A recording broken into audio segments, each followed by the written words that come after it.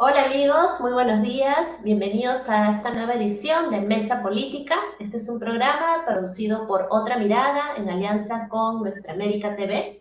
Mi nombre es Rocío Pereira y el día de hoy estamos con Ricardo Giesecke. Ricardo ha sido ministro de Ambiente y también es especialista en temas medioambientales. Bienvenido Ricardo, ¿cómo estás? Hola, hola, ¿qué tal? ¿Cómo está Rocío?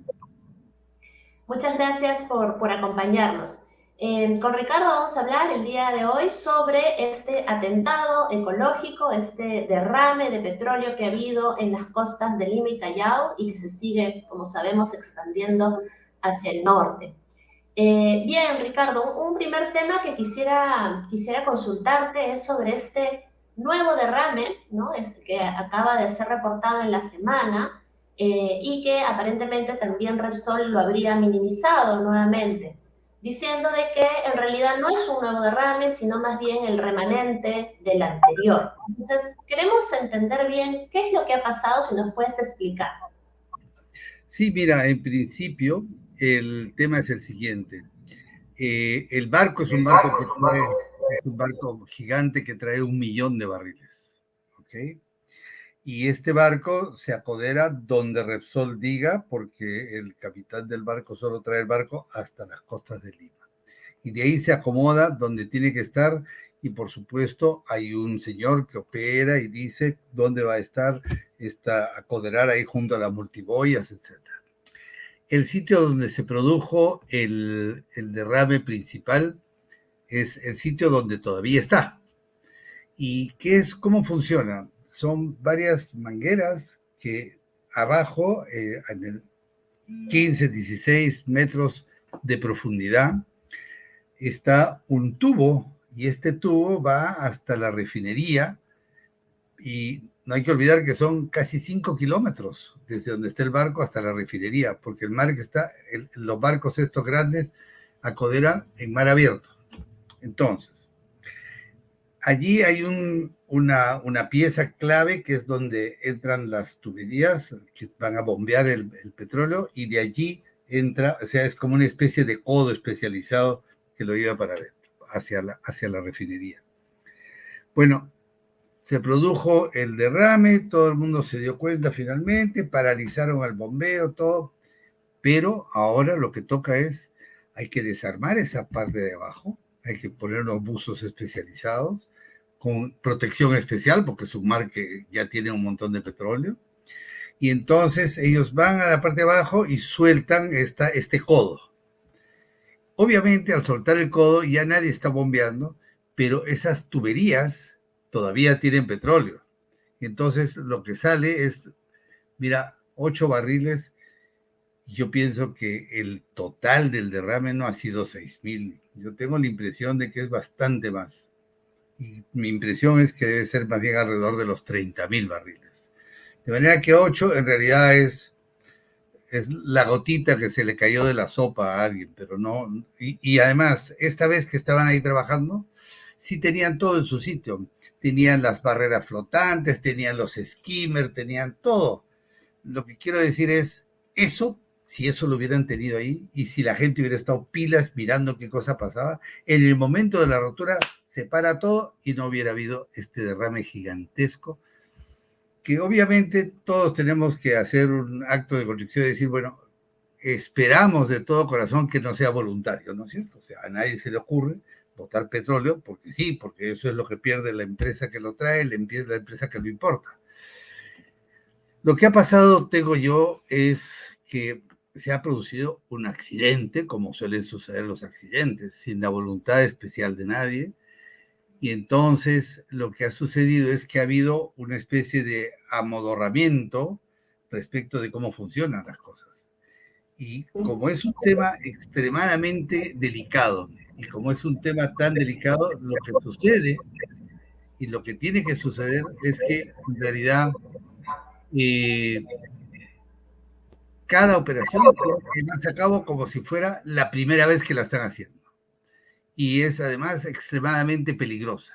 Y por lo tanto deberían tener como una estación de bomberos. Van a encender y van a quemar un montón de cosas como cuando se quema drogas. Eso no se le echa un fuego nomás, no. Están parados todos esperando a ver qué pasa. Y ojalá que no pase nada, ¿no es cierto? Bueno, esto yo creo que ya no se ha hecho. Por eso hablan de sus sistemas, de cómo era que iban a hacer para contener. Yo he visto el último informe que hay, es del año 2015, me parece, donde se hace un plan de contención, un plan de emergencia. Y desde allí se ha quedado. Entonces, ¿qué sucede? Que esta falla, esta cosa, ha sucedido cuando nadie lo esperaba. ¿Sí? Así de simple. Y tal no lo esperaban que han estado durmiendo, que han estado en otra cosa. Entonces, como dice el mismo presidente de la empresa, ellos se han dado cuenta del gran derrame cuando han visto que el petróleo al día siguiente estaba llegando a la playa. Pero como tú ves que va a ir desde 5 kilómetros hasta allá y eso se está derramando de una manera brutal, eso sale hacia arriba, una parte irá a la playa, el resto se va por la corriente de Humboldt hacia el norte. ¿Y cómo podríamos evaluar la respuesta que ha tenido la empresa Repsol, ¿no? Desde el día 1, ¿no? Bueno, se demoró en atender, incluso minimizó el hecho, hasta el día de hoy.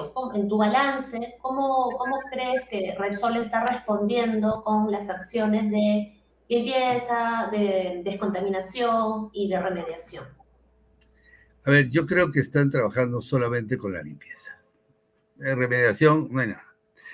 De 0 a 20, para irle poniendo notas por cada uno de los capítulos, yo diría que de inmediato, cuando pasó el suceso y tenía que haber reaccionado todos, tienen un 0-1, así de simple. Pasamos al siguiente episodio, al día siguiente. Bueno, al día siguiente yo creo que tienen de repente hasta menos, una nota negativa. ¿Por qué? Sale una responsable de prensa, una señora, de un nombre bastante ininteligible, peor que el mío, y que declara de frente, nosotros no somos responsables, Repsol no es responsable. En realidad el responsable es el volcán, que está a 10.800 kilómetros de distancia. Ese es el responsable. O sea, ahí hay que quitarles nota. Después de eso empieza el proceso de que bueno, que sí, que ya nos dimos cuenta, que vamos a hacer. Yo pienso que los siguientes 2 o 3 días su nota debe haber sido 5 o 6. Porque me dio una vergüenza ajena mirar que están sacando unos baldecitos, unos recogedores, unos carretillas de jardín. Me pareció que simplemente Repsol no tenía absolutamente nada montado, nada listo. O sea, no está preparado para un fuego. Si hubiera sido un fuego, hubieran desaparecido. Pero no han hecho nada. De manera que ha sido una vergüenza nacional, ¿no? Pero al día de hoy, ¿crees que ha avanzado algo o igual seguimos igual de mal? Es muy difícil decir qué cosas están haciendo. No hay forma de saberlo. Lo que sí sé es que tienen contratado un ejército de personas que además no tienen preparación, no están bien protegidas, etcétera, porque he visto en un noticiario ayer o anteayer que ahora, donde han hecho su campamento, las 2 empresas que han juntado a todo este personal, han tenido que montar casi que un hospital, porque resulta que la gente viene con fallos de respiración, que son absolutamente normales de gente que, uno, no está protegida y no está preparada. Y entonces pasas todo el día cercano a este petróleo que estás levantando, sacando, que emite algunos vapores, etcétera, obviamente estás teniendo. Entonces yo diría que hasta ahora definitivamente no tiene ninguna nota probatoria, ¿no? Yo pienso que aquí esto debe servirnos a nosotros para jalarnos las orejas y decir, acá en Lima estamos mirando lo que está pasando, pero en la selva se viene dando mes tras mes, a veces 2 veces por mes, 3 veces por mes, los derrames. Claro, no están en el mar y están lejos, y entonces no los vemos. Y como no lo vemos, no sabemos. Ojos que no ven, corazón que no siente. Pero son igualitos de dramáticos, igualitos de mortales y de letales, y aún más, porque ese petróleo se ha quedado allí, no lo saca nadie, no hay barquitos que vayan a sacar la cosa, no hay. Simplemente está tirado en toda la selva y es un drama feroz. Entonces creo que con lo terrible que está el drama desde acá y con una empresa súper gigantesca que no sabe cómo responder, yo creo que el Perú tiene que poner sus barbas en remojo. Su sistema de Sí, prevención de desastres es un desastre. O sea, ciertamente, ¿no? sí, No, no, ¿no? sí, ciertamente, tú lo has dicho, está tenido que tocarnos en Lima para que realmente hayamos despertado, pero esto en realidad viene ocurriendo en la selva hace mucho tiempo. Ricardo, yo quería preguntarte también sobre las consecuencias, ¿no? ¿Cuál es el impacto ambiental, social también, seguramente, de este gran atentado ecológico, ¿no? Seguramente no lo miraremos solo en el corto plazo, habrán consecuencias en el mediano y largo plazo. ¿Podemos dimensionar cuáles son el nivel de las afectaciones? Mira, podemos dimensionar cuando se trata de cosas que vemos todos los días, los cientos de miles de pescadores que viven de pescar en la orilla y muy cercano a la orilla, desde la Pampilla hasta el norte, hasta la frontera con Ecuador. Yo creo que esta mancha va a llegar fácilmente hasta las cercanías de Trujillo, Chimbote, ¿no? Entonces, ¿cuánta gente se está perjudicando? ¿Cuántas personas de estas no tienen prácticamente con qué comer? Porque viven de eso y viven al día. Entonces yo siempre dije, ahí hay ahí hay un tema que hay que ponerle, y es fácil ponerle precio, cuánto producen por día, cuánto están dejando de ganar, etcétera, etcétera, para poder tener un primer paquete de, vamos a llamarlo, de reposición de lo que la empresa les ha hecho perder. Ese es un tema. Lo que no me parece bien es que estemos esperando que la empresa empiece a funcionar. El Estado tiene que cuidar la vida de las personas. Y el Estado, sabiendo que tiene al frente una empresa que es gigantesca, hay que decirle, miren, por ahora yo voy a hacer todo el gasto. Y todo el gasto que yo haga para reponer estas cosas va a ir a su cuenta de lo que me tienes que resarcir. ¿No es cierto? Porque si no, no tiene. Ahora, ¿qué otros efectos tiene? Mira, el petróleo, una vez que está en el mar, genera una película. Esa película no deja pasar el oxígeno. Y todo lo que está debajo de esa película empieza a ahogarse por falta de oxígeno. ¿Y qué es lo que hay debajo? Pues ahí está todo el plancton y todas las peces marinos, pero también están las algas donde desoban las anchovetas, también los alevinos, o sea, todas estas cosas van a ir muriendo. También están los pescados que se van contaminando y que pueden ir matando a la gente en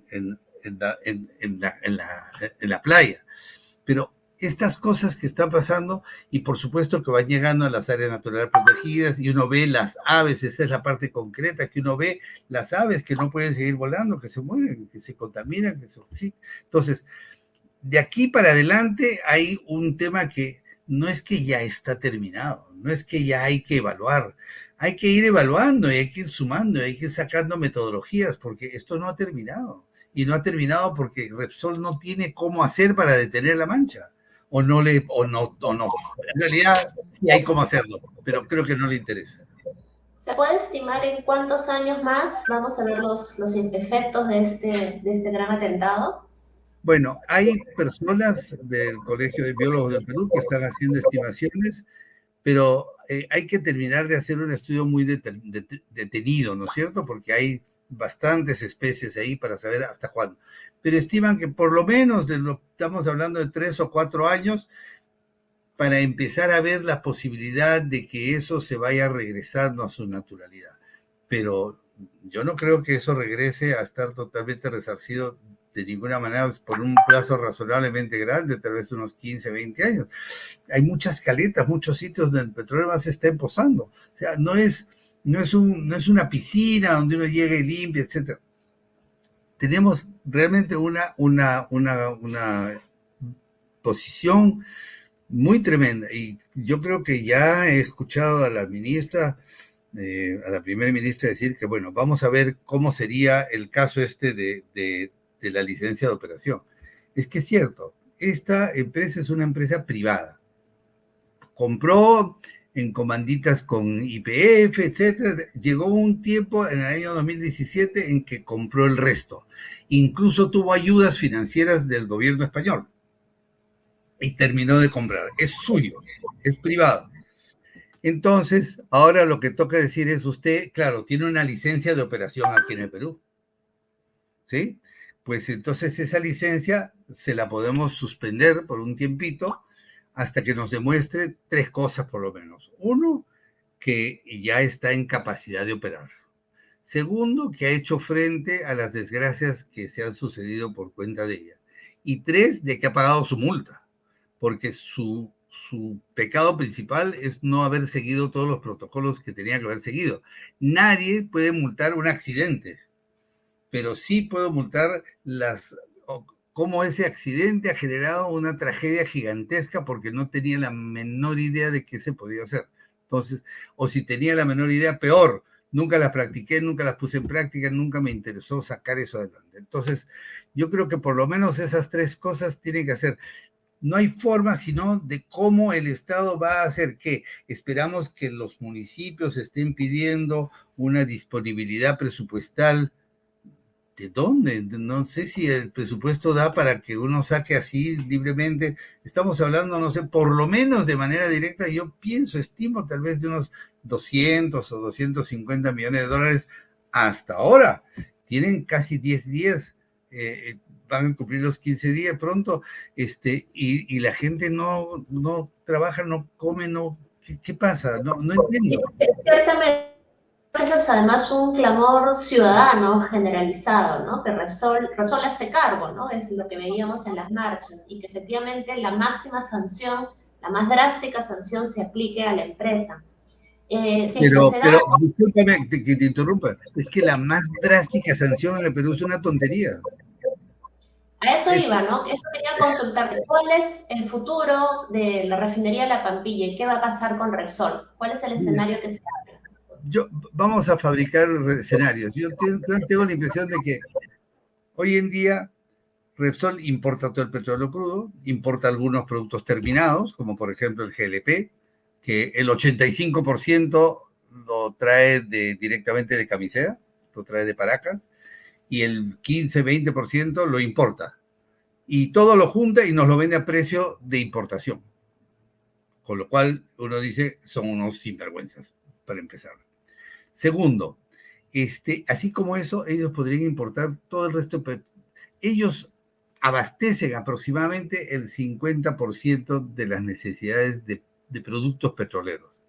Y el otro 50% se importa directamente. Entonces, yo tengo la impresión de que si tú le quitas la licencia, sí, vamos a pasar algunos días difíciles, pero no imposibles de resolver, porque ya se está importando. Es más, me atrevería a decir que en realidad deberíamos usar esto como una razón para decir, bueno, ¿saben qué? El petróleo ya está a punto de ser declarado un combustible fenecido. Ya no, el mundo no está para consumir más petróleo. Y es porque ya se sabe que es veneno. Esto es como el cigarrillo. No, pero es que fue por costumbre. No, no, ya sabemos que el cigarrillo mata. Entonces hay sitios donde está prohibido, punto. Esto va a terminar de ser así. No sé si 10 o 12 años o 5 años. Nosotros tenemos que poner las barbas en remojo y decir, ¿qué estoy haciendo? Mejor es que ya de una vez empecemos a salirnos de este tema. Y el señor de la refinería, pues que nos pague todo lo que debe y ya veremos. Si no termina de pagar, pues vendemos la refinería a quien la quiera comprar. Lo que quiero decir es, el Estado tiene que proveer de soluciones y no tiene que comportarse como una ONG que dice, bueno, vamos a analizar el problema, vamos a estudiarlo, vamos a esto, y al final no te da una solución, sino te dice el resultado de sus investigaciones, que te puede servir o no. Eso no tiene ningún sentido. Esto es más o menos lo que aparentemente podría pasar. Ha pasado 1000 veces cada vez que ha habido una desgracia, al final no hay responsables, la mano de Dios, no sé. En este caso, se sabe clarísimamente que Repsol, que tenía que hacer unas cosas para prevenir esto, no las ha hecho. Punto. Así es. Y justo has tocado un punto, ¿no? Que es la respuesta del Estado, ¿no? Y hemos evaluado ya el accionar de Repsol, que ciertamente ha sido sumamente negligente, lento, por decirlo menos, e insuficiente, ¿no? Y en el caso del Estado, evaluando la capacidad estatal, que tenemos para fiscalizar, para sancionar, para dar respuesta a este tipo de tragedias ambientales, sociales. ¿Cómo evalúas tú el rol que han cumplido los distintos actores estatales, el OEFA, por ejemplo, entre otros? Bueno, para empezar, yo creo que la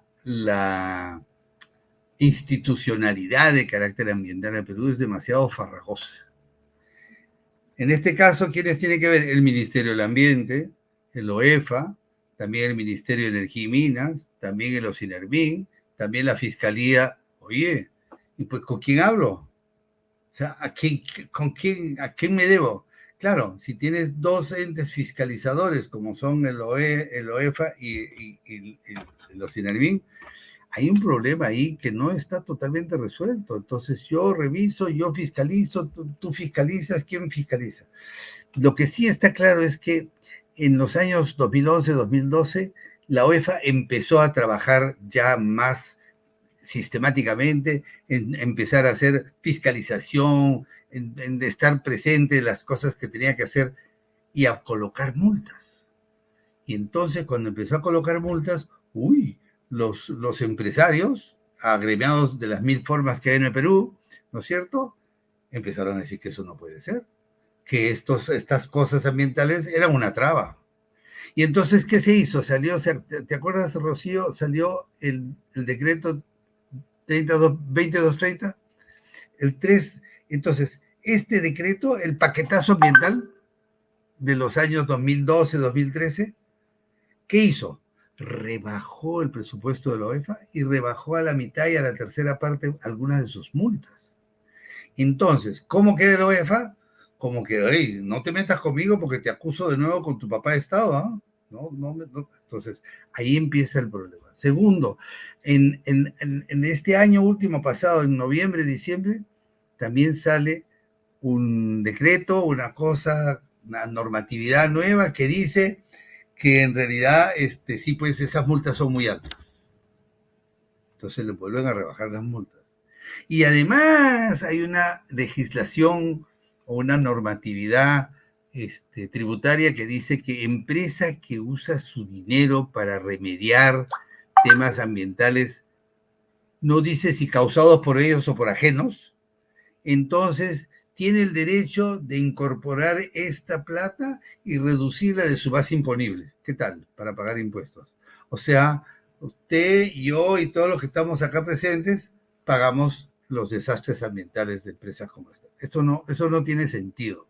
Pero entonces, creo que es muy importante relevar estas cosas porque efectivamente el sector ambiental es muy malo. ¿Por qué Repsol se puede relajar de esa manera en el barco y en el... Porque no tiene a nadie al costado mirándolo, diciéndolo, oye, ¿dónde están ¿Dónde están tus barreras flotantes? ¿Dónde están tus skimmers? ¿Con quién has hablado? ¿Por qué no está la Marina de Guerra aquí? ¿Quién te está mirando? ¿Quién te está ayudando? ¿Qué pasa si sucede algo? No tiene a nadie. Entonces, cuando la supervisión es cada que se puede, entonces pasa esto, ¿no es cierto? Así de simple. Es un descuido de parte del operador, él tiene la culpa y todo. Sí, nosotros tenemos que saber que no hemos hecho la tarea de supervisarlos y obligarlos a que cumplan. ¿Sí? Solamente está la ley y la norma en la que los obliga. No es así. En estas operaciones delicadas en las que tengo que proteger el patrimonio y la vida de las personas y de los animales y del ecosistema, necesariamente tengo que estar metido de picos y patas para evitar que pase, ¿no? Ciertamente. Y entonces, Ricardo, ¿cómo hacemos para, ya para ir cerrando también, se nos acaba el tiempo, ¿cómo hacemos para prevenir que esto vuelva a ocurrir en el futuro, ¿no? O si vuelve a ocurrir, ¿cómo como Estado tenemos una mejor respuesta, una mejor capacidad de respuesta? Si tuviésemos que decir 3 cosas que debiéramos hacer como Estado para ser preparados, ¿cuáles serían? Bueno, uno, tenemos que reforzar y poner seriedad en toda la legislación y la institucionalidad ambiental. Y sobre todo la institucionalidad ambiental que está encargada de prevenir que pasen estas cosas. Curarlas y arreglarlas es otro tema. Entonces, ese es un tema que es extremadamente importante.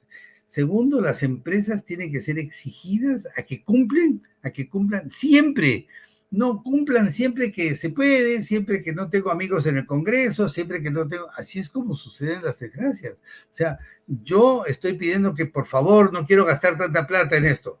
¿Cómo darle? Porque el tema ambiental no es una barrera, el tema ambiental es una necesidad. Si seguimos aceptando que es una barrera, nunca vamos a entrar a la OSDE. En la OSDE, a ver, algún problema de estos en alguno de los países desarrollados de la OCDE, desaparece tu empresa. Cuando le pasó eso a la British Petroleum en el Golfo de México, oiga, terminaron de arreglar, gastaron miles de millones en cerrar, en limpiar, en todo, supervisado con compañías gringas y compañías mexicanas y de todo el mundo. Terminó todo y entonces en los Estados Unidos lo llamaron y dijeron, oiga, pero aquí hay una facturita que es la multa. ¿Y cuánto es la multa? 5.000 millones de dólares. ¿Sí? Entonces tendríamos que ir pensando en que nosotros en estos casos también tendríamos que tener una multa disuasiva. Y la multa disuasiva es que en este caso, por haber sido 30.000 o lo que fuera barriles y haber sido tantos cientos de miles de personas y tantos cientos de miles o cientos de kilómetros cuadrados, ¿sabe qué? 2.000 millones de dólares, por decir un número. Pero un número que les dé calambre. Porque no podemos dejar que esta cosa, es que no es barato, no puede ser barato contaminar. Hoy día es muy barato contaminar. Es más barato que pagar las multas. Por eso no importa. Entonces ellos se han ido ahorrando personal con experiencia, le han cambiado por personal nuevo, más barato, más barato, más barato. Ahí está. Esto es lo que estamos recolectando, ¿no? De alguna manera el Estado tiene su parte de responsabilidad, ¿no? Los accidentes no suceden solos, se tienen que combinar 3 o 4 cosas hechas fuera de lo normal, fuera de lo previsto. Bien, bueno Ricardo, hemos llegado al fin del programa. Te agradecemos por tu tiempo y por ayudarnos a entender ese tema. Esperamos que en el futuro, como Estado, tengamos mejor capacidad de respuesta para prevenir ese tipo de situaciones. Muchas gracias, Sí, Ricardo. yo solo quisiera decir 2 palabras, que es, Claro. entendamos que el petróleo es peligroso, no solo por esto, sino es peligroso porque nos está quitando la vida a todos en el planeta, y por lo tanto tenemos que ver la posibilidad ahora de saber que es tan peligroso que tenemos que deshacernos de él, que tiene que haber otras opciones, que no puede ser que tengamos que jurar con fuego para salir adelante. Gracias. Muy de acuerdo, tenemos que avanzar hacia una transición energética a otras fuentes de energía. Otra cosa. Muchísimas gracias, Ricardo. Y bueno, amigos, esto ha sido todo por hoy. Si les gustó el contenido, por favor, compártanlo, difúndanlo y con ustedes será hasta una próxima oportunidad. Muchas gracias. Gracias, Rocío.